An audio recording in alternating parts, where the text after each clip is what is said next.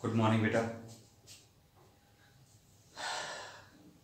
कल का topic last lecture जो हमने किया था वो सेल के ऊपर था। हमने उसमें आपसे कहा था कि नोट्स बनाइएगा और वही आपका होमवर्क था और वही एक बेस्ट नोट्स जो होंगे उनको मैं अपनी तरफ से पोस्ट करता।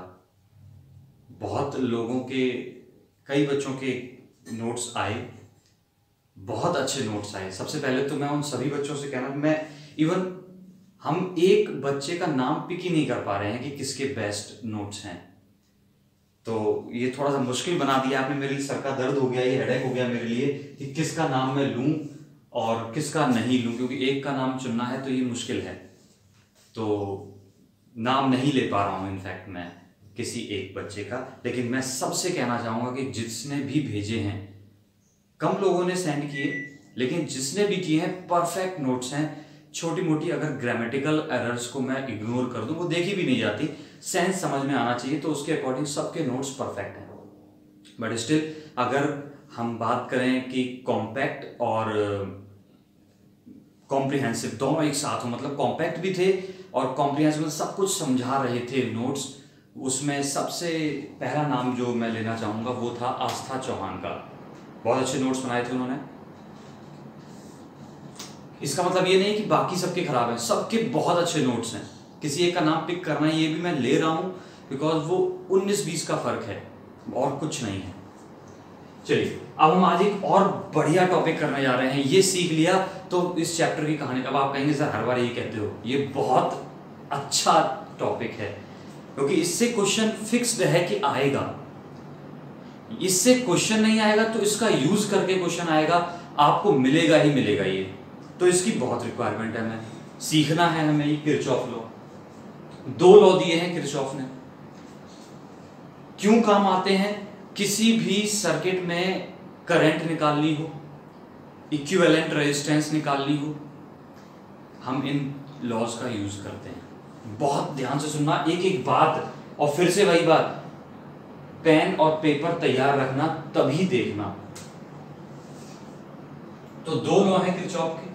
पहला लॉ है, इसको बोलते हैं फर्स्ट लॉ बोल सकते हैं आप, किरचॉफ का फर्स्ट लॉ बोल सकते हैं, या फिर इसको हम बोल देते हैं जंक्शन लॉ।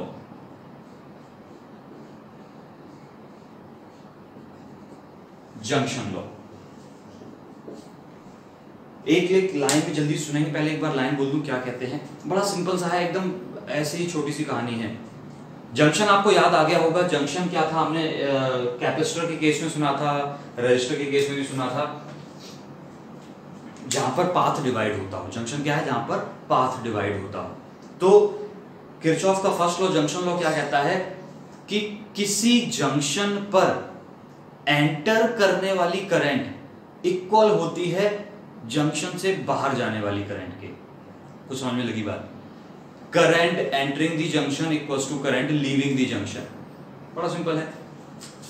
फॉर एग्जांपल मैं एक जंक्शन क्रिएट कर दूं, अगर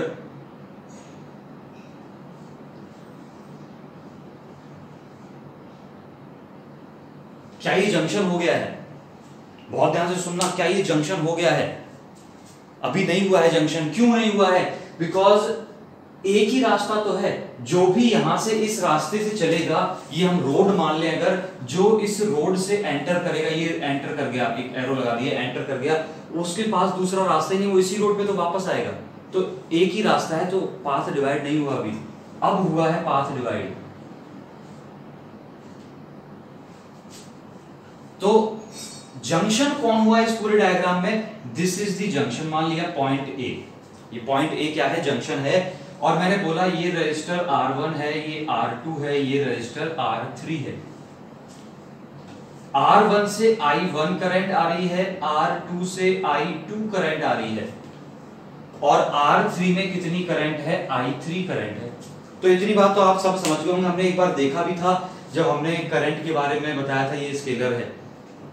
I1 करंट, I2 करंट, क्या ये दोनों करंट्स जंक्शन पर एंटर कर रही हैं? क्या ये दोनों करंट जंक्शन पर एंटर कर रही हैं? बाहर कौन जा रही है? I3 जा रही है। स्टेटमेंट क्या है? अब मैं किरचॉफ लॉ का फर्स्ट लॉ का स्टेटमेंट बोल देता हूं, current entering the junction, current जो एंटर कर रही है जंक्शन पे is equal to the current leaving the junction. Current entering the junction is equals to current leaving the junction. तो आपको लिखना क्या है, जो करंट एंटर कर रही है उसको पहचान लीजिए। किस जंक्शन की बात कर रहे थे, एक जंक्शन है तो एंटर करने वाली करंट कौन कौन सी है, I1 प्लस I2। बाहर जाने वाली करंट कौन सी है, I3। क्या आपको ये दिख गया कि जंक्शन से बाहर जा रही है, ये तो कंफ्यूजन नहीं है ना। जंक्शन ये रहा, अब आप देखना जंक्शन पे आप खड़े हैं, ये दोनों करंट आपके पास आ रही है, ये वाली I3 आपसे दूर जा रही है। Current entering the junction equals to current leaving the junction. इसको एक और स्टेटमेंट देते हैं कि algebraic sum of all the currents. बहुत ध्यान सुनना, एक दूसरा स्टेटमेंट है जो मे भी किसी को अच्छा लगता हो। The algebraic sum of all the currents at a junction is 0। क्या बोला, algebraic sum, दूसरा स्टेटमेंट है, ये ध्यान रखना, और करके लिख सकते हैं आप चाहें तो। algebraic sum, क्या ये सिग्मा का साइन याद है, algebraic sum जो हम सम करते थे, एडिशन जिसको बोलते थे, algebraic sum of all the currents is 0। ये हमारा सेकंड स्टेटमेंट है। अब यहां पर एक लोचा है, जंक्शन पर तीन करंट दिख रही है मुझे, I1, I2 और I3। अब यहां पर यूज करनी पड़ती है एक साइन कन्वेंशन। तो उस लोचे में ना पढ़ के सीधा सा अच्छा सा स्टेटमेंट ये वाला अपना याद रखें। साइन कन्वेंशन क्या होती है वो भी बता दूं, बात चल रही है तो, कि हम कुछ भी एक मान सकते हैं बात, कि जो करंट एंटर कर रही है उसको पॉजिटिव लेंगे, जो बाहर जा रही है उसको नेगेटिव लेंगे। कन्वेंशन सुनिए, एंटर करने वाली करंट को पॉजिटिव, बाहर जाने वाली करंट को नेगेटिव। ये सारी बातें किस केस में वैलिड हैं, सेकेंड डेफिनेशन के लिए। हमने उनको याद नहीं रखना, तो मैं बोली क्यों रहा हूं, छोड़िए, खत्म करते हैं। हमें सिर्फ ये याद रखनी है, current entering the junction equals to current leaving the junction. बात सुन ली है, कंफर्म बात है। चलिए, ऐसा क्या हुआ इसमें, ऐसा क्यों हो रहा है, ये कहां से आई कहानी प्रॉपर्टी, ये क्या है। This is basically conservation of charge. Basically क्या है, कंजर्वेशन ऑफ चार्ज। ये क्वेश्चन आता है कि किरचॉफ का फर्स्ट लॉ, किस लॉ का, इसमें कौन सा लॉ छुपा हुआ है, या इसका बेसिक क्या है, कहां से आता है। तो आपका आंसर होना चाहिए कंजर्वेशन ऑफ चार्ज। क्या होता है, जब सर्किट में चार्ज फ्लो होता है तो कहीं पर एक्यूमुलेट नहीं होता, रुकता नहीं है, फ्लो करता रहता है। जितना चार्ज यहां से आएगा, यहां से आएगा, दोनों चार्ज यहां मिल जाएंगे। ऐसा ही सिखाया था हमने, दोनों चार्ज यहां मिल जाएंगे तो जितनी करंट इन दो से आ रही है उतनी यहां पर करंट आ जाएगी। तो बेसिकली ये क्या है, कंजर्वेशन ऑफ चार्ज। स्टेटमेंट बोलेंगे कि charge in A circuit can not accumulate, एक जगह पर चार्ज एक्यूमुलेट नहीं हो सकता, रुक नहीं सकता, वो फ्लो करता रहता है। हटा दें इतनी बात। अब इसका यूज देखिए हमें कहां पर यूज पड़ता है, कितना आसान। हम कभी बताएंगे भी नहीं आपको आने वाले टाइम में कि हमने जंक्शन लॉ यूज कर लिया, और आपको पता भी नहीं चलेगा कि जंक्शन लॉ यूज हो गया। लेकिन अभी 5 मिनट बाद हम आपको सिखा देते हैं, तब आपको पता चलने लगेगा। देखिए, एज्यूम करिए कि ये कोई गंदा सा एक पार्ट ऑफ द सर्कल है। मान लिया इसमें करंट आ रही है I, ठीक है। इसके बाद यहां पर दो रास्ते हैं,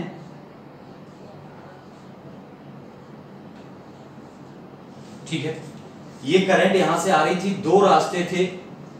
एक करंट चली गई इस तरफ, मान लिया यहां पर चली गई है I1। ये बहुत ध्यान सुनना, ये करंट का डिवीजन ही हमें सीखना है, बहुत जरूरी है। ये करंट चलेगी I1। अब मैं आपसे पूछता हूं कि इस वाले रजिस्टर में कितनी करंट आएगी। अब आप जवाब देंगे I2 आएगी। बढ़िया बात है, I2 आएगी, वो तो सबको पता है। I1 के बाद I2 आप कह सकते हैं, लेकिन उस I2 की वैल्यू क्या होगी। क्या क्या गिवन था, I करंट एंटर कर रही थी, I1 नाम की करंट, ऐसे बोल सकते थे। अब इसको मैं I और I1 कर रहा हूं तो कतई अच्छा नहीं लग रहा है, इसको थोड़ा हिंदी में समझना जरा। मैं बोल रहा हूं आपसे 10 एम्पियर की करंट यहां से आई, 4 एम्पियर इधर चली गई, तो यहां कितनी आएगी। अब बहुत जल्दी बोलोगे आप, अरे कितनी आएगी, 10 चली थी टोटल, 4 इस रास्ते चली गई, तो बची कितनी हमारे पास, 6 एम्पियर की करंट बची। कितनी बची, 6 एम्पियर बची ना, तो आप बड़े आराम से कह देंगे 6 एम्पियर। और इसी को अगर मैं I और I1 के टर्म्स में बोलूं तो पता चल गया होगा कितनी current I, I minus I1। अब हमें 4 और 6 में नहीं खेलना है, हमें किसमें खेलना है, I और I1 I2 में। बात मेरी सुनी क्या हुआ, ये हमने यहाँ पर क्या अप्लाई कर लिया, जंक्शन लॉ अप्लाई कर दिया। पता चला क्या? नहीं पता चला तो दिखा दूं कैसे अप्लाई किया। हर बार करेंगे ऐसे ही, लेकिन आपको बताएंगे नहीं। मान लिया आप बोलते हैं यहाँ पर I2 करंट आई, तो जब KCL लगाइएगा तो क्या बनेगा, KCL current entering the junction, कौन सी करंट एंटर कर रही है, I करंट एंटर कर रही है, I इज इक्वल टू कौन सी करंट बाहर जा रही है, I1 और I2, I1 प्लस I2। तो जरा यहां से I2 की वैल्यू बोलेंगे आप कितनी आएगी, I1 इधर आया, कितनी आई, I माइनस I1। क्या दिख गई है? ये हमने बिना KCL लगाए तो निकाल लिया, हिसाब कर लिया। वही बचपन वाला 10 रुपए लेके चले थे, 5 रुपए की टॉफी खा ली, कितने बच गए? टॉफी बहुत खाते हैं सर, बिल्कुल नहीं खाते हैं, आपको खिलाते रहते हैं बस। बात समझ में आ गई? चलिए बात समझ में आई है तो अभी आपको देखते हैं क्या समझे हैं। ये 4 और 6 हटा दे रहा हूं यहां से मैं, ये सिर्फ समझने के लिए थी बात।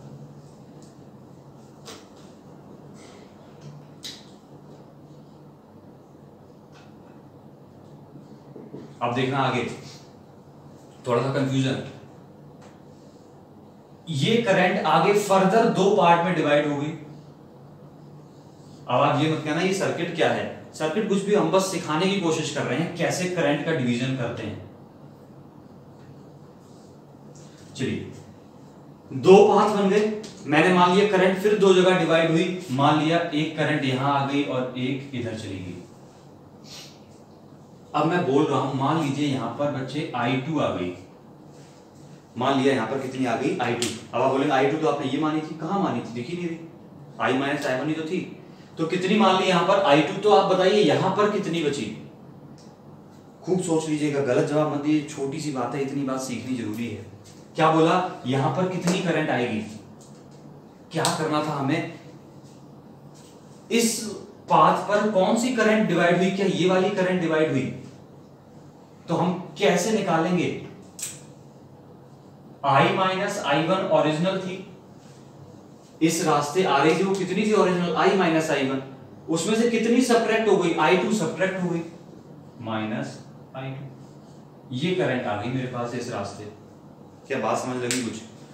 अरे क्या फिर से वही 6 5 3 करूं क्या, 6 5 3 ऐसा कुछ करना है क्या?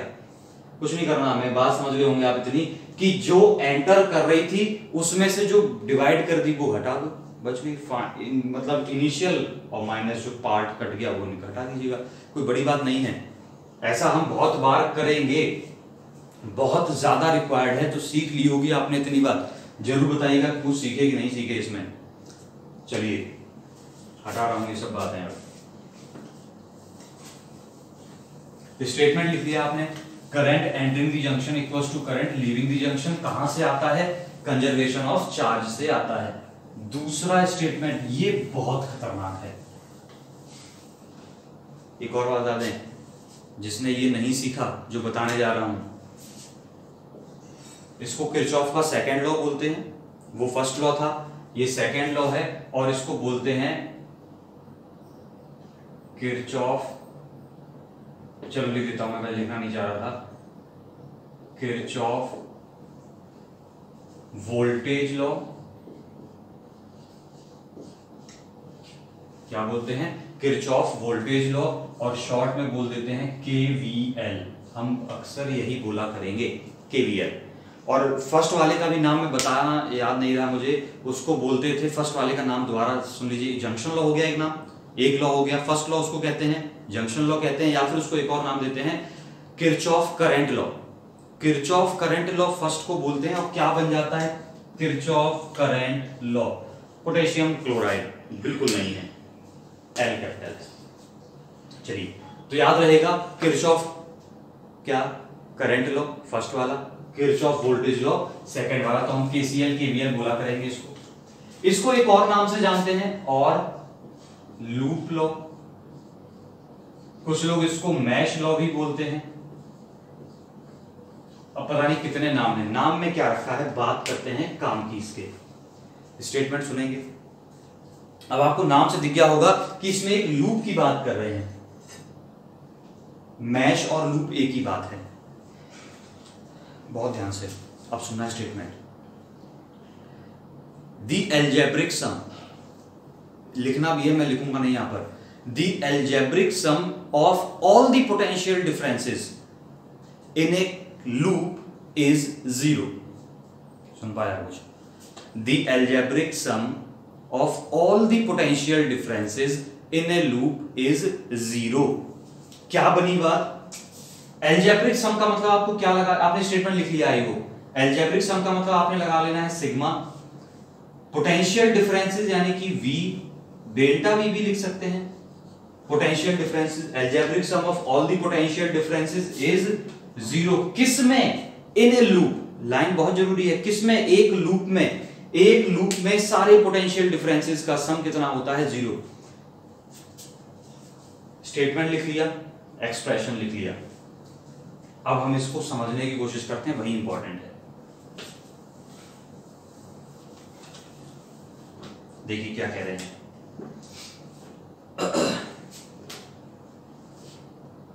मान लीजिए एक लूप है,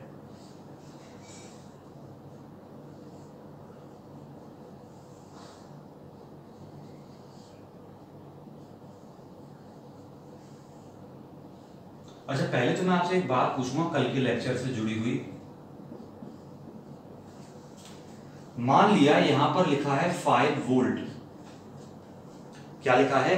5 वोल्ट, और कुछ नहीं लिखा है, केवल क्या लिखा है? 5 वोल्ट। तो आप मुझे ये बताइए, क्या ये 5 वोल्ट इसका ईएमएफ है, इसका टर्मिनल पोटेंशियल है, या कुछ भी कह सकते हैं? क्वेश्चन सुना? ये अगर मैं एक बैटरी है, इसके साथ 5 वोल्ट लिखा हुआ है, और मैं आपसे पूछ रहा हूं ये इसका ईएमएफ है या टर्मिनल पोटेंशियल है, तो आपका जवाब क्या होगा? जो लोग कह रहे हैं, अब देखना बहुत एक बात बच्चों को कंफ्यूज करती है अक्सर, कि क्या ये पूरा सर्किट है?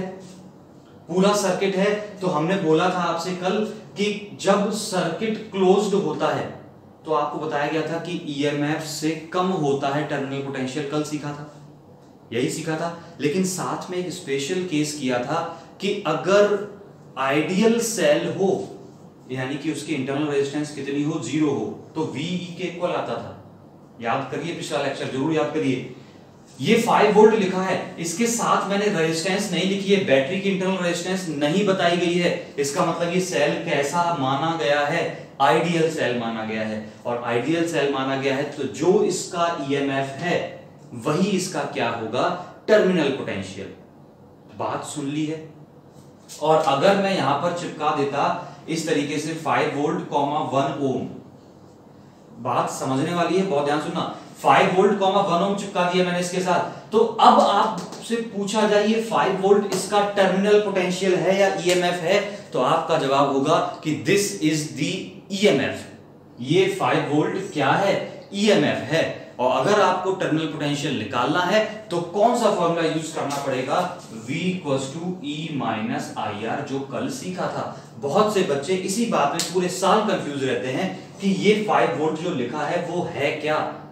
अगर उसके साथ इंटरनल रेजिस्टेंस चिपकी हुई है तो वो ऑब्वियस सी बात है ईएमएफ है, और अगर इंटरनल रेजिस्टेंस नहीं चिपकी हुई है तो चाहे उसको आप ईएमएफ कहिए चाहे टर्मिनल पोटेंशियल कहिए, बात एक ही है। लेकिन बैटरी के साथ जो लिखा होता है that is the value of EMF. सुन पाए होंगे, लिख पाए होंगे, कंफ्यूजन जिंदगी भर के लिए मिटा लीजिएगा। हटा रहा हूं इसको। तो अब मैं यहां पर लिखूंगा तो मैं V नहीं लिखूंगा, क्या लिखूंगा? बैटरी का क्या दिया गया है मुझे? ईएमएफ दिया गया है। कितना है ईएमएफ? E मान लिया है। इंटरनल रेजिस्टेंस दी नहीं गई, लेकिन प्रैक्टिकली जब हम क्वेश्चन करेंगे तो इंटरनल रेजिस्टेंस गिवन होगी। कल हमने सीखा था, अब मैं आपको स्टेप्स बताऊंगा, बहुत ध्यान से सुनना। जैसे ही आपको लूप मिले आपको केवीएल लगाना है। केवीएल मतलब वोल्टेज लॉ लगाना है।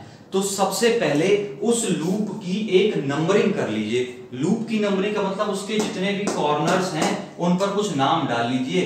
तो हमने डाल दिया A B C D। Clear इतनी बात? पहला काम कर लिया। अब दूसरा काम, बहुत कुछ सीखना है अभी इसमें। दूसरा काम, इन कॉर्नर्स में से किसी एक पर खड़े हो जाइए। कैसे खड़े होंगे वो आप समझिए। खड़े हो गए आप, चलिए और खड़े होकर पूरे लूप पर चलना शुरू कर दीजिए। अब आप इस लूप पे मैं आपसे कहूं चलिए, तो आप दो तरीके से चल सकते हैं। या तो आप ए से बी होते हुए वापस ए पर आ सकते हैं, पूरे लूप का चक्कर लगाना है। कुल मिला के हिंदी में समझे, आप एक पॉइंट पे खड़े हो गए किसी भी एक जगह पर और पूरे लूप का चक्कर लगा देना है।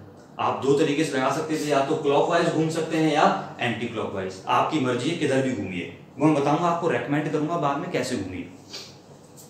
और ये घूमने से पहले इस पूरे सर्किट में करंट जरूर डिसाइड कर लीजिए किधर चल रही है। करंट का हर रजिस्टर के पास आपको करंट पता होनी चाहिए, वैल्यू नहीं टर्म्स में, I1 I2 जो भी है। चलिए मैंने क्या किया, बैटरी के पॉजिटिव से करंट स्टार्ट होती है, बैटरी के पॉजिटिव से करंट स्टार्ट करिए, I मान ली। क्या ये पॉइंट ए पर पहुंचकर डिवाइड होगी? नहीं होगी, जंक्शन नहीं है, जंक्शन नहीं है तो डिवाइड नहीं होगी। इसमें भी कितनी आ गई, I। क्या बी पर डिवाइड हुई? बिल्कुल नहीं हुई, बी पर भी जंक्शन नहीं है। रास्ता तो है ही एक ही, डिवाइड हो ही नहीं रहा पार, तो कितनी I। यहां भी कितनी I। बैटरी में वापस कितनी घुस गई, I। और ये बात तो पंच लाइन मिल गई आज मेरे पास, बता दूं आपको। बैटरी के पॉजिटिव से जितनी करंट बाहर निकलेगी उतनी ही वापस घुसेगी। अगर ऐसा नहीं है तो आप कुछ गलत कर रहे हैं। अगर ऐसा नहीं हो रहा है तो आपकी कैलकुलेशन कैसी है, गलत है। तो मैं क्या बोल रहा था, सबसे पहला काम बैटरी ढूंढ लिया आपने, बैटरी से करंट चला दी, सभी रजिस्टर्स के पास आपको करंट का एक टर्म पता चल गया। डिस्ट्रीब्यूशन को बोलते हैं, करंट का डिस्ट्रीब्यूशन कर लिया। पहला स्टेप बैटरी ढूंढी, दूसरा स्टेप करंट का डिस्ट्रीब्यूशन किया, तीसरा स्टेप किसी एक पॉइंट पर खड़े हो गए और चक्कर लगाना शुरू किया पूरे लूप का, और रास्ते में जितने भी पोटेंशियल डिफरेंसेस मिले उन सबको लिखते चले गए, उन सबको लिखते चले गए। और लिखते चले गए वाली बात यह है कि इसमें एक ट्विस्ट है, एक साइन कन्वेंशन है। रास्ते में आप पोटेंशियल डिफरेंस की बात करेंगे तो दो ही तरह की सिचुएशंस आ सकती हैं, या तो पोटेंशियल बढ़ रहा होगा या पोटेंशियल घट रहा होगा। मैं आपको सिखाता हूं भी कैसे बढ़ रहा है कैसे घट रहा है, या तो बढ़ रहा होगा या घट रहा होगा। तो अगर रास्ते में चलते हुए पोटेंशियल बढ़ रहा हो तो आपको लेना है नेगेटिव, अगर पोटेंशियल ड्रॉप हो रहा हो तो आपको लेना है पॉजिटिव। चलिए लिख देते हैं साइन कन्वेंशन। पोटेंशियल ड्रॉप कैसा लेते हैं अपन, पॉजिटिव, बहुत जरूरी है। पोटेंशियल राइज कैसा लेते हैं, नेगेटिव। राइज मतलब इंक्रीज होना। साइन कन्वेंशन नोट कर ली, याद होगी साइन कन्वेंशन, लिखते चलिएगा साथ साथ, मैं हटाता रहूंगा, बीच में जगह बहुत कम है मेरे पास। चलिए अब मैं आपको बता दूं, पोटेंशियल ड्रॉप या राइज आपसे पूछ लेता हूं एक बार, फिर आपको सारी पंचलाइन बता दूंगा एक बार, लिखेंगे बाद में, इसको बाद में सॉल्व करेंगे, अभी बता रहा हूं, अभी सिखा रहा हूं पोटेंशियल ड्रॉप और राइज। चलिए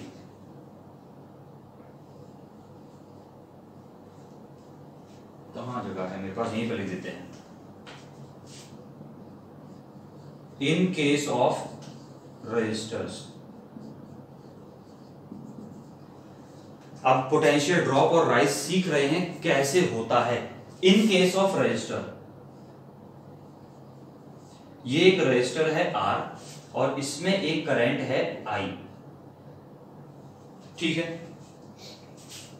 आप चल रहे हैं इस डायरेक्शन में, अब आप चल रहे हैं का मतलब मैंने बताया था आपको घूमना है, आपको घूमना है। मान लो आप सबसे पहले कहां गए, A से B गए, आप A से B जा रहे हैं तो आपका पाथ क्या हुआ, A to B, देख ली इतनी बार। तो ये जो मैंने एरो बनाया है ये आपके पाथ का है, और ये वाला एरो किसका है, करंट का एरो है, सुन लिया। तो अब मेरी बात सुनना, आप यहां से यहां जा रहे हैं तो हमें पता ही करना है कि पोटेंशियल ड्रॉप हो रहा है या राइज हो रहा है। हमें एक बात पता है, शायद आपको भी पता है, कि करंट फ्लो करती है हाई पोटेंशियल से लो पोटेंशियल की तरफ, सबको याद है। तो इसका मतलब ये वाला पॉइंट हाई है, ये वाला पॉइंट लो है। बात समझे? क्यों समझे? क्योंकि हमें कैसे पता चला ये हाई होगा, बिकॉज करंट की डायरेक्शन किधर होती है, हाई पोटेंशियल से लो पोटेंशियल की तरफ। बात समझ गए हैं? तो अगर मैं इस रास्ते जा रहा हूं तो पोटेंशियल क्या हो रहा है, हाई से लो यानी कि ड्रॉप हो रहा है, और हाई से लो यानी ड्रॉप हो रहा है, तो कैसा हो रहा है, पॉजिटिव है। सुन ली बात आपने? तो कैसा लिखा जाएगा पोटेंशियल डिफरेंस, पॉजिटिव। अब पंच लाइन क्या बनी, इसको ऐसे कब तक हम देखेंगे बार बार हाई लो। तो पंच लाइन मेरे दिमाग में एक आ गई है, देखना ध्यान से, आपको भी दिख रही होगी कि अगर आपके चलने का रास्ता, आपका पाथ और करंट का पाथ सेम डायरेक्शन में होगा तो आपको लेना है पॉजिटिव। सुन लिया? तो पंच लाइन क्या बनी?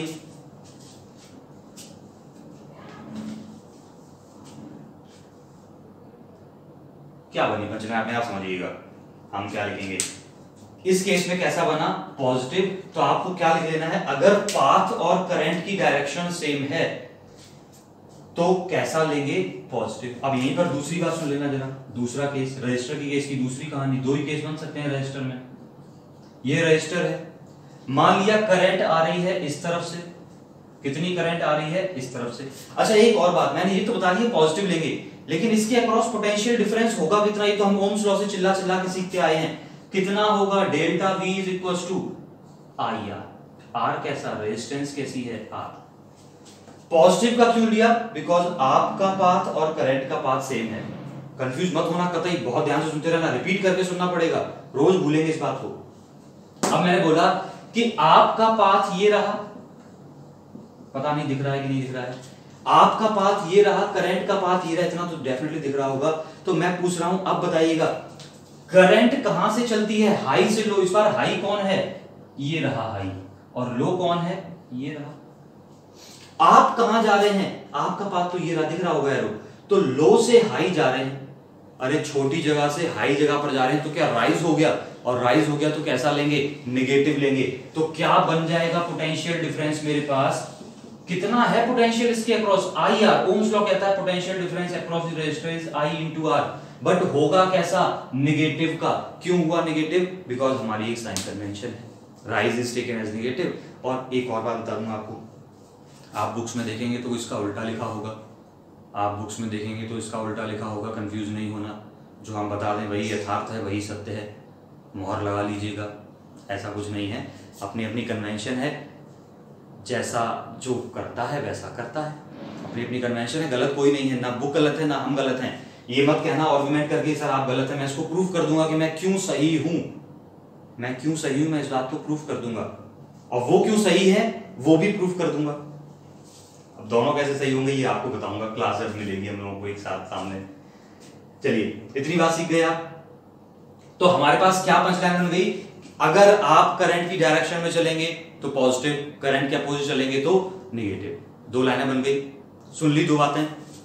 अब इन केस ऑफ बैटरी, आराम उसको नोट कर लीजिएगा ध्यान से।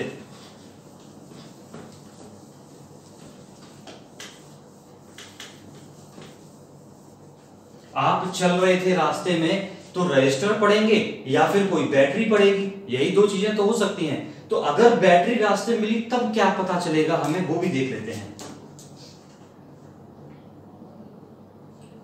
इन केस ऑफ सेल या बैटरी, बैटरी या सेल के केस में मान लीजिएगा ये एक सेल है जिसका ईएमएफ कितना है? ई है। इंटरनल रेजिस्टेंस अभी कुछ नहीं है, क्या है? ई है। 5 वोल्ट लिखा होगा, 10 वोल्ट लिखा होगा, जो भी लिखा हो। अब आप इस सेल में इस डायरेक्शन में चले गए। आप कहें सर इसमें आपने करंट की डायरेक्शन नहीं बताई है। इसलिए नहीं बनाई है क्योंकि इस कंसेप्ट में करंट की डायरेक्शन से फर्क ही नहीं पड़ता। और मैं अगर करंट डायरेक्शन बना दूंगा तो आप में भी कंफ्यूज होकर कुछ नया आइडिया तिकड़म वाला लगा लेंगे अपना। तो मैं नहीं चाहता कि आप वो तिकड़म लगाएं, तो इसलिए सीधा सा बोल रहा हूं कि ये एक बैटरी थी, आप चल के आए तो इस रास्ते आए, ये एरो दिख जाता है, आप इस रास्ते आए। तो अब आपको पता ये करना है कि मैं पोटेंशियल डिफरेंस क्या लिखूंगा। सबसे पहली बात तो अगर मैं इस एंड से इस एंड तक गया तो बीच में एक बैटरी पड़ी, तो पोटेंशियल डिफरेंस कितना मिला मुझे? ई मिला। कितना पोटेंशियल डिफरेंस मिला? इन दो एंड्स के बीच में पोटेंशियल डिफरेंस कितना है? ई है। तो पोटेंशियल डिफरेंस तो हो गया ई। अब उसका साइन कैसा होगा वो हम बात कर लेते हैं। आप जरा ध्यान से देखना, आप इस तरफ जा रहे हैं, क्या बड़े टर्मिनल से छोटे की तरफ जा रहे हैं? और बड़े से छोटे की तरफ जा रहे हैं, इसका मतलब हाइट से नीचे आ रहे हैं। क्या ड्रॉप हो रहा है? और ड्रॉप हो रहा है तो कैसी कन्वेंशन बोली है? पॉजिटिव। तो ये डेल्टा V इक्वल्स टू ई होगा, यानी कि पॉजिटिव होगा। अब इसको याद कैसे रखेंगे? बार बार हम पॉजिटिव नेगेटिव नहीं देख रहे हैं, या हम नहीं देख रहे हैं हम किस रास्ते जा रहे हैं, हाई से लो। तो मैं आपको एक तरीका बता रहा हूं, अगर आप चलते घूमते हुए रास्ते में, आप इस रास्ते घूम रहे हैं, अगर आपको एंटर जो आप हो रहे हैं, जब चल रहे थे पाथ पर, तो पहले पॉजिटिव टर्मिनल मिल जाए बैटरी का। आप घूमते हुए आए तो पहले कौन सा टर्मिनल मिला? पॉजिटिव मिला, तो आपको पोटेंशियल डिफरेंस लिख कैसा देना है? पॉजिटिव। और इसका ठीक अपोजिट, आप चल रहे थे, इस रास्ते आ रहे थे, और रास्ते में सबसे पहले कौन सा टर्मिनल पड़ गया? नेगेटिव टर्मिनल पड़ गया। कैसे? क्या ये वाला लो होगा? ये हाई है, आप लो से हाई गए, लो से हाई गए यानी कि राइज हो गया, तो कैसा लेंगे? नेगेटिव लेंगे। तो पोटेंशियल डिफरेंस कितना होगा? माइनस का ई। दोनों बातें सीख गए। अब मैं चारों बातों को समराइज करूंगा। किसी रजिस्टर के केस में पोटेंशियल डिफरेंस पहले तो होता कितना है? आई इंटू आर। कितना होता है? आई इंटू आर। ठीक। दूसरी बात, अगर करंट की डायरेक्शन और आपकी डायरेक्शन सेम हुई, अगर करंट की डायरेक्शन और आपकी डायरेक्शन सेम हुई, तो पोटेंशियल डिफरेंस कैसा होगा? पॉजिटिव। अगर अपोजिट हुई तो नेगेटिव। ये बात किसकी होगी? रजिस्टर की। अगर रास्ते में घूमते हुए बैटरी मिल जाए, तो बैटरी के केस में क्या करना है? अगर आप घूमते हुए पहले पॉजिटिव टर्मिनल पे एंटर किए, अगर आपकी एंट्री कहां से हो रही है? पॉजिटिव टर्मिनल से, तो पोटेंशियल डिफरेंस कैसा होगा? पॉजिटिव। अगर एंट्री नेगेटिव टर्मिनल से हो रही है, तो पोटेंशियल डिफरेंस कैसा होगा? नेगेटिव। सीख गए हैं इतनी बात। ये था आपके लिए केवीएल। अरे इतना आसान है। और ये छोटी बस 4 बातें थी आपके पास, 4 कन्वेंशन बन गई। कन्वेंशन 2 ही थी, 4 पंच लाइंस थी ये। एक बात बता दें, एक बार में काम चलेगा नहीं, इसको 2 बार सीख लेना। कोई होशियारी बच्चे एक बार में सीख पाए। मैं आपसे पूछ रहा हूं कि अब आपको चलना है, तो जो हमें एक बात सीखिए कि करंट की डायरेक्शन में चलने पर रजिस्टर से पोटेंशियल पॉजिटिव लिखते हैं, तो क्यों ना हर बार हम ऐसी कोशिश किया करें कि करंट की डायरेक्शन में चला जाए। तो करंट की डायरेक्शन में चला जाए तो क्या मुझे इस पाथ पर चलना पड़ेगा? क्लॉकवाइज वाले पर। तो हम क्या करेंगे? अब मैं लिख दूंगा फॉर लूप। अब लूप का नाम बोलिए, नाम से ही पता चलता है कैसे चले। आपने ए से चलना शुरू किया, तो नाम ध्यान से सुनना, क्या लिखेंगे? A B C D A, A B C D A, यही हो गया क्या? ए बी सी डी ए, ये हमारा लूप हो गया। यानी कि हम ए से बी जा रहे हैं, बी से सी से डी और डी से ए। अब लिखना शुरू करते हैं किरचॉफ लॉ। ए से बी तक गए, तो क्या आपकी डायरेक्शन ए से बी और करंट की डायरेक्शन भी ए से बी है?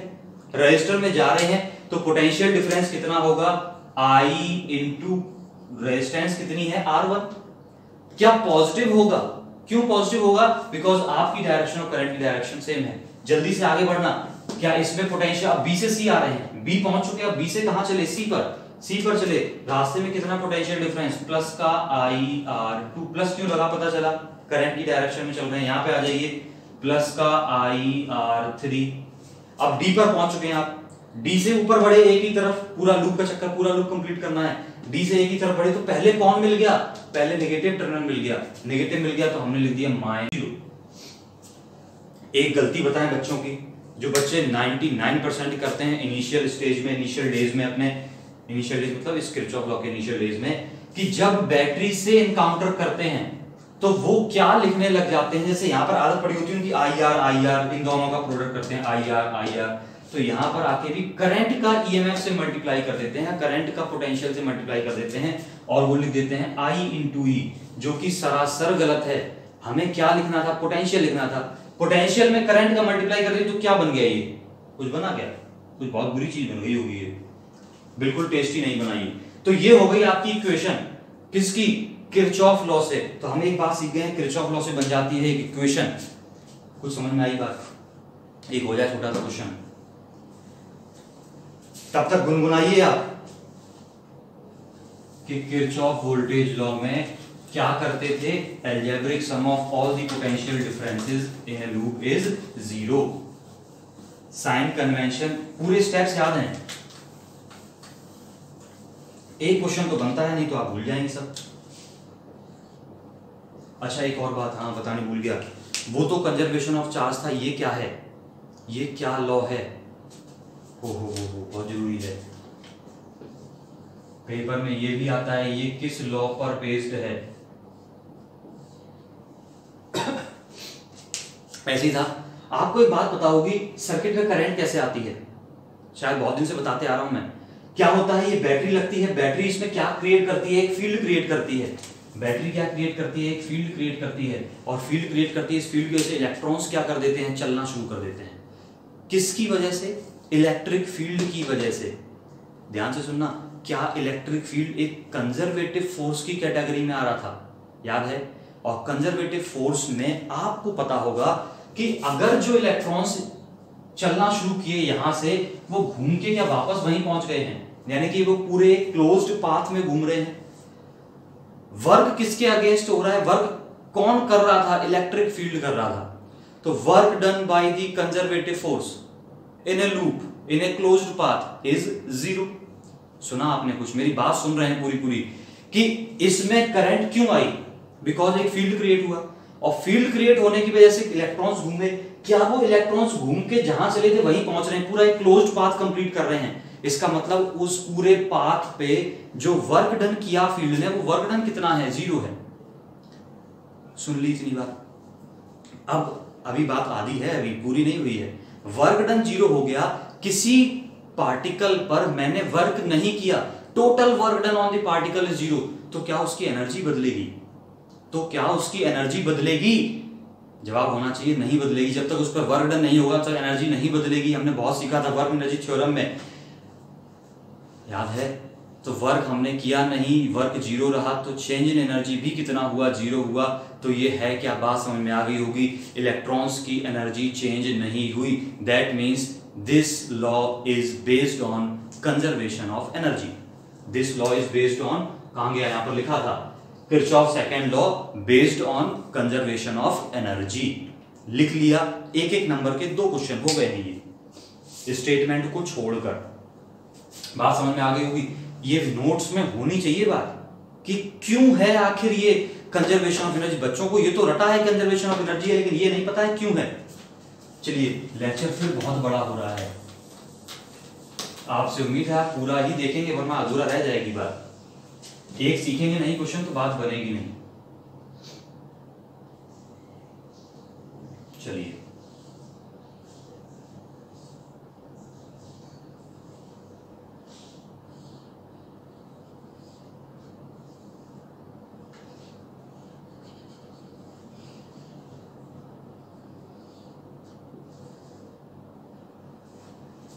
बहुत खतरनाक सी वैल्यू ले रहे हैं, हमें कुछ कोई आइडिया नहीं है क्या लेने जा रहे हैं। 2 ओम, 1 ओम, 3 ओम, 4 ओम, 10 वोल्ट। ठीक है, ये एक सर्किट दिया गया है आपसे। ठीक है, आपसे पूछा गया है फाइंड करंट इन, क्वेश्चन बेसिकली होता है find current in each register. मैं भी लिख देता हूं वही, अरे लिख लेंगे क्या, find current in each register. सभी रजिस्टर्स में करंट पता करनी है। तो जब भी इस तरीके का क्वेश्चन आए कि सर्किट में करंट पता करनी हो, तो आपको तरीका सीखा था हमने, ओम्स लॉ से निकाल सकते हैं। दूसरा तरीका है आज जो सीखा है किरचॉफ लॉ। किरचॉफ लॉ लगाने हैं find current in each register. तो मैं आपको स्टेप्स एक बार रिपीट कर दूं, लिख देना क्वेश्चन के साथ ही। पहला स्टेप, सर्किट में बैटरी ढूंढ लीजिए। सर्किट में बैटरी ढूंढ लीजिए, मिल गई बैटरी। उस बैटरी से करंट का डिस्ट्रीब्यूशन शुरू कर दीजिए। बैटरी के पॉजिटिव से करंट निकलती, पहले सारी बात सुन ली है आपने। बैटरी के पॉजिटिव से करंट स्टार्ट करिए, कितनी करंट स्टार्ट कर दीजिए, आई। लाइन बहुत कीमती है। करंट का डिस्ट्रीब्यूशन कर रहे हैं, क्या ये करंट, अब नंबरिंग कर लेते हैं, मान लीजिएगा ये ए है, ये बी है, सी डी ई एफ। क्या ए पॉइंट पर डिवाइड होगी करंट, नहीं होगी। तो इसमें भी कितनी आई, कितनी आई, आई आई, कितनी आई, आई आई। बी पर पहुंच गई करंट। अब बी पर देखना, क्या बी पर 2 रास्ते हैं, और मैंने अभी सिखाया था बी पर 2 रास्ते हैं। तो एक पे मैंने मान ली कितनी है, I1, और कुछ लोग आपको घटिया तरीका बताएंगे कि बी इस पे कितनी मान लो, I2 मान लेंगे। तो एक अननोन, तो I नहीं पता मुझे, एक I1 नहीं पता, एक I2 नहीं पता, कितने अननोन हो गए, 3 अननोन सॉल्व करने के लिए कितनी इक्वेशन चाहिए, 3। तो रुक जाइए, थोड़ा ठहर जाइए, हम थोड़ा सा दिमाग लगा लेते हैं। अभी मैंने सिखाया था आपको केसीएल से। क्या बताया था, अगर आई करंट यहां से आ रही है, I1 इधर चलेगी तो इधर कितनी बचेगी, कितनी बचेगी, I माइनस I1। क्या बात सीख गए थे इतनी आप? ये I माइनस I1 C पर पहुंची, क्या C पर डिवाइड होगी? नहीं होगी, जंक्शन नहीं है, तो यहां पर भी कितनी आई, I minus I1 I, I minus I1। D पर फिर डिवीजन नहीं, D से यहां तक करंट कितनी आई, I माइनस I1। ये दोनों करंट्स यहां पर मिल गई, I1 इधर से आ रही थी, I माइनस I1 इधर से आ रही थी, क्या ये I1 और I1 कैंसिल हो जाएंगे, बचेगी कितनी, I। देखिए आपको इतनी बार ये लाइन सीखी आपने, दो करंट इधर से चलती हुई आ रही थी, यहां पर दोनों मिल गई, I1 से I1 खत्म हो गई, बची कितनी आई। ये बात मैंने अभी थोड़ी देर पहले बोली थी कि जितनी करंट बैटरी के पॉजिटिव से स्टार्ट होगी उतनी ही एंटर करेगी। अगर ऐसा नहीं हुआ तो आपने कहीं गड़बड़ कर दी। तो स्टेप सीख लिया आपने, स्टेप सीख लिया। अब आपको क्या करना है, अब आपको किसकी वैल्यू फाइंड करनी है। अगर आपको सभी रजिस्टर्स में करंट चाहिए तो सब में रजिस्टर्स में करंट देखो, या तो I है या I1 है या I माइनस, यानी I और I1 की वैल्यू फाइंड करनी है। कितने अननोन है आपके पास, दो, तो कितनी इक्वेशन चाहिए हमें, दो। तो कितने लूप चाहिए, एक लूप में हमने सीखा था ना, लूप लॉजिक लगाते थे तो एक लूप से एक इक्वेशन बन जाती थी, अभी बनी थी एक बार। तो दो लूप चाहिए हमें। इसमें है कितने लूप, किसी को दिख रहे हैं कितने लूप हैं इसमें, चलिए बता देते हैं। एक तो ये रहा लूप, एक ये रहा, दो, और एक ये बड़े वाला। टोटल कितने लूप है हमारे पास, तीन लूप हैं। चलिए तो हम लूप लगाना शुरू करते हैं। एक तरीका तो आपके पास ये था, लूप का नाम लिख सकते हैं आप, और मैं लूप का नाम ना लिख के क्या लिख देता हूं, इस तरीके से एरो बना देता हूं। तो मेरा एरो ये क्या इंडिकेट कर रहा है कि मैं ए से चल रहा हूं, बी ई एफ ए, किस डायरेक्शन में, क्लॉकवाइज डायरेक्शन में, ठीक है। और इसको नाम दे दिया 1। तो हम बोलेंगे फॉर लूप 1। और आप चाहें तो इसका नाम लिख सकते हैं, जरूर मैं लिखूंगा एक बार, A B E F A. Equation लिखना शुरू करें। आप ए से चल रहे हैं, यहां तक पहुंच रहे हैं, तो जरा इक्वेशन बोलिए कितनी बनेगी, 2i। करंट की डायरेक्शन में तो जा रहे हैं आप, करंट डायरेक्शन में तो पॉजिटिव, फिर b से e आई, तो फिर करंट की डायरेक्शन में प्लस का क्या i इंटू आर करेंगे, तो करंट है I1, रजिस्टर है 1, तो कितना बचा I1। फिर e से f तक जा रहे थे, तो कुछ बच्चे एक और गलती करते हैं, यहां पर क्या लिख देते हैं, I लिख देते हैं केवल, क्योंकि उन्हें रजिस्टर दिखता ही नहीं है। अरे आपको एक बात पता है, पोटेंशियल डिफरेंस होता कब क्रिएट, जब रजिस्टर आता है, रजिस्टर है नहीं तो पोटेंशियल डिफरेंस ही नहीं है, यानी इन दोनों के बीच पोटेंशियल डिफरेंस कितना है, 0 है, because there is no resistor, there is no resistor. तो F से अब आगे बढ़ते हैं, F से A की तरफ जा रहे हैं, तो जरा बोलना कि क्या पहले नेगेटिव मिल गया, नेगेटिव मिल गया तो माइनस का कितना 10, I मत चिपका देना साथ में, is equals to 0। This is algebraic sum of all the potential differences, किसके इक्वल, 0 के इक्वल। इक्वेशन अच्छी बना लीजिएगा, तो क्या बन जाएगी, 2i plus I1 equals to 10। Let it be your equation number first। अब एक और लूप लेना है, तो एक और लूप लेना है, तो एक तो ऑप्शन है मेरे पास बड़े वाला और एक ऑप्शन है छोटे वाला। मैं छोटे वाला लेकर दिखा रहा हूं, वजह कुछ खास है, तो छोटे वाले लूप को नाम दे दिया सेकेंड। तो हम लिख देंगे फॉर लूप सेकेंड। आप सेकेंड लूप का नाम समझ गए हैं, B C D E B. एक बार लिख देता हूं, B C D E B, यानी कि बी से सी, सी से डी, डी से ऐसे चलता जाएगा। चलिए लिखना शुरू करें, आप मेरे साथ बोलिएगा आपकी बात। बी से सी गए, करंट की डायरेक्शन में जा रहे हैं, तो यानी कि पॉजिटिव का कितना, 3i माइनस I1। कंफर्म है इतनी बात। I इंटू आर होता है करंट कितनी है, I minus I1 into R. C से D आए तो फिर करंट की डायरेक्शन में चल रहे हैं, तो प्लस का 4i माइनस I1। क्या D से E तक गए तो कुछ मिला, कुछ नहीं है, क्योंकि रजिस्टर नहीं है, तो बात खत्म हो गई। अब जा रहे हैं E से B की तरफ, E से B की तरफ, E से B की तरफ जाएंगे तो क्या आप देखना, आप जा रहे हैं E से B, करंट आ रही है B से E, अपोजिट हो गई। अपोजिट होगी तो करंट को कैसा लेंगे, पोटेंशियल नेगेटिव का, यानी माइनस का। कितना, 1 ओम की रेजिस्टेंस है और करंट कितनी है, I1, minus I1 equals to 0। अच्छे खासे मल्टीप्लाई कर लीजिए, मैं देख रहा हूं एक बार मुझे क्या दिख रहा है, 3i 4i 7i हो गए, 7i minus 3i1 minus 4i यानी माइनस 7i1 और एक और माइनस के 8i1 इक्वल्स टू 0। सीख ली इतनी बात। अब ये बातें अगर दोनों सीख ली तो 2 इक्वेशन बन गई हैं आपके पास। मेरे पास टाइम की बहुत शॉर्टेज है, आपको क्या करना है, इन दोनों इक्वेशंस को सॉल्व करना है। I1 और I की कुछ वैल्यू निकल के आएगी और I1 और I की जो वैल्यू निकल के आएंगी उसके अकॉर्डिंग आप सभी रजिस्टर्स में करंट निकाल सकते हैं। पता चल गया ना। I की वैल्यू मान लीजिएगा अगर 1 एम्पियर आ गई तो इसमें करंट कितनी है, 1 एम्पियर है। I1 की जो वैल्यू आ गई वो यहां पर निकाल देंगे। तो आप आंसर कैसे लिखेंगे, आंसर लिखने का तरीका सुनना। आंसर लिखने का तरीका आप लिखेंगे करंट इन कुछ है 2 ओम, 2 ओम में करंट कितनी आई वो वैल्यू यहां लिखेंगे, 1 ओम में कितनी आई वो वैल्यू यहां लिखेंगे, 3 ओम में, ऐसे करके सारी वैल्यूज लिखेंगे।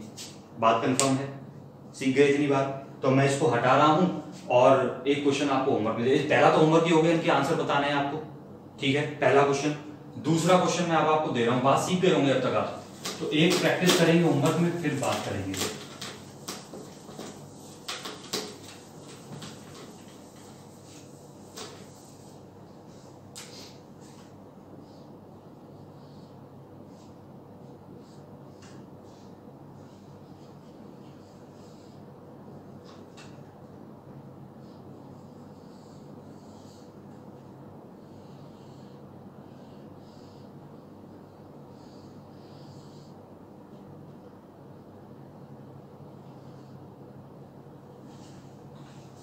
One ohm, 2 ohm, 3 ohm, 4 ohm, 5 ohm, 10 volt.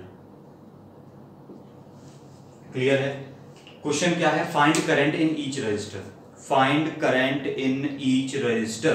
5 resistors में आपको करंट बतानी है। क्वेश्चन का तरीका वही है जो अभी सीखा था, करिएगा। आई होप आप कर पाएंगे। Till then all the best. Answer लिख दीजिएगा।